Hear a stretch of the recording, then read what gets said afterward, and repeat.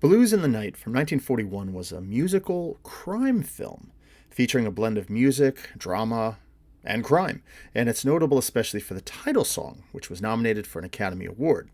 I'll give a quick summary of the film, spoiler free, and then offer some thoughts. And let me just say, going into this one, I initially picked this one out simply because I'm slowly working through the films of Lloyd Nolan.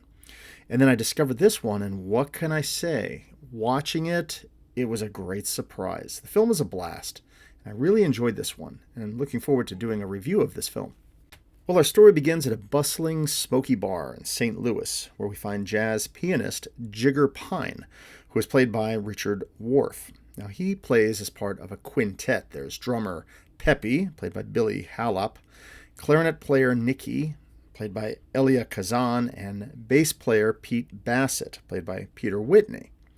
So they're playing along, having a great time, when a drunk guy provokes Pine and a big old fight breaks out. And wouldn't you know it, all the guys are thrown into jail. Now, while they are there, they are across from another cell where there's a group of black guys who are in lockup. Remember, this is 1940s, the days of segregation, so two cells. And while they are there, Pine listens as these guys sing an old spiritual from which he will draw musical inspiration. Now, this band has big dreams of developing their sound and eventually making their way to New Orleans to perform. Well, the band continues on their way, and on their travels, they meet trumpeter Leo Powell, played by Jack Carson, along with his wife named, Character, played by Priscilla Lane, and she will sing with their band. They travel by train, just kind of hopping into the back of these freight cars where they can practice their songs. Now, along the way, on one of their travels, they encounter a sketchy character named Dell, played here by Lloyd Nolan. He hops onto the train, they offer him some food, but what a creep. He turns around and he robs them. However, a little later, while he's still there, he hears the sound of their band, and he's impressed and offers them a job playing at a club called The Jungle. So it's here that the film makes something of an interesting transition, I thought. Up until this point, the story is all about an aspiring band trying to make their way to New Orleans to make it big. But here at this roadhouse, they run into a shady crew of characters, and the movie becomes more of a crime story. We meet Dell's accomplice Sam, played by Howard Da Silva, and aspiring singer Kay, played by Betty Field, who was also Dell's former girlfriend and who still has a thing for him, and her disabled sidekick Brad, played by Wallace Ford, who is still in love with Kay. Quite a group here. Dell, it turns out, is just out of jail and wants money that his other hoodlum friends had, but he learns that they ended up spending it all while he was gone. So he takes over the jungle and turns it into an illegal gambling den and offers a gig here to Pine and his band. And they seem content to play here, as they can play all of their style of music. However, things change when Character announces that she's pregnant, and according to the doctor's orders, she needs to step down. And it's here that the band brings on Kay as a singer. So Pine and Kay spend a lot of time together alone, developing her singing. And wouldn't you know it, Pine falls for her hard. But she's really not interested in him. And when things start to fall apart in their relationship, she reveals that she never loved him, and he falls hard into alcohol and madness. Yeah, this one gets wild and dark.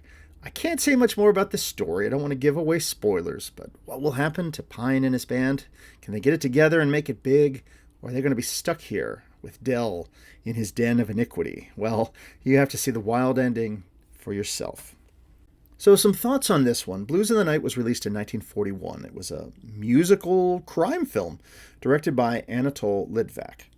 He also directed Sorry, Wrong Number with Barbara Stanwyck in 1948. I really enjoyed the suspense of that film, and I reviewed it on my channel not long ago. Blues in the Night was released by Warner Brothers. Now, my thoughts on this one is that, I really loved this movie. It was great stumbling into this, knowing basically nothing about the film, only that, it's a musical with Lloyd Nolan. And then watching the film, I discovered, boy, it's so much more. And to be honest, I do that all the time with old films on this channel. Now, if you watch this film, and I can understand some of the criticisms that might be leveled about the film because, sure, the structure is a little bit unusual, and you can easily identify some of the big cliches of the film. You know, the struggling band trying to find their sound and make it big, the inner turmoils of the band with relationship problems and so on.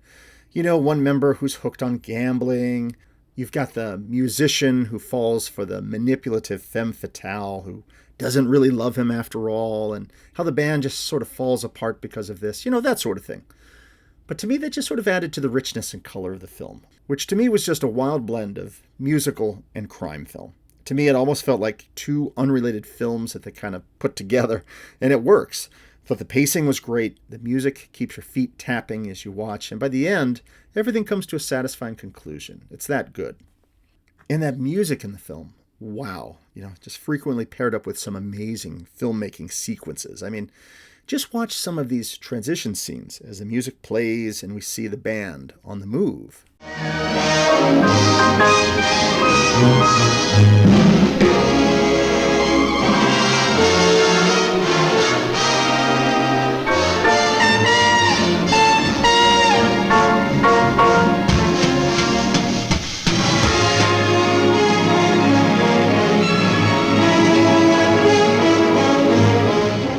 And the club scenes are great. But then you get scenes like this one, where the music becomes a little more dark and determined. And check out that wild piano point of view shot. This time the dream's on me. No, hit it.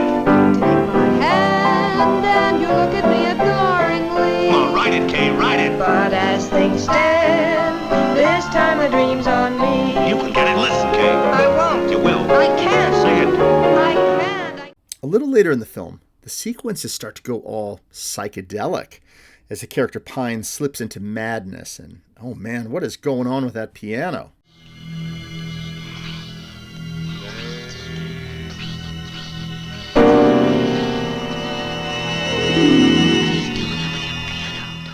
Now, I have to share this because this was a funny discovery for me personally going into this film, was hearing the Blues in the Night song, or more specifically, My Mama Done Told Me When I Was in Knee Pants, because I knew this song from somewhere. It was in my brain, and it's not from watching hundreds of old movies from the 40s, but rather I knew of this song from my extensive childhood memories of watching Looney Tune cartoons. And let me explain.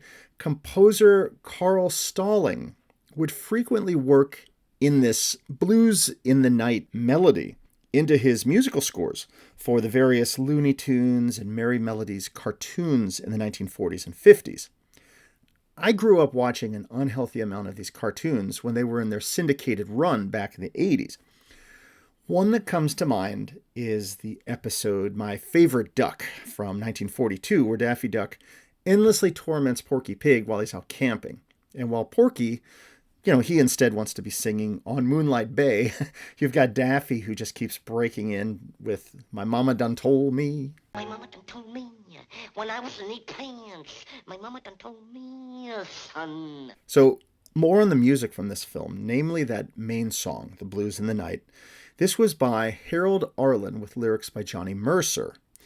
My Mama Done Told Me is written in the style of a traditional Negro spiritual, but what I found surprising from this was that this wasn't from an actual spiritual, but just written to sound as if it were.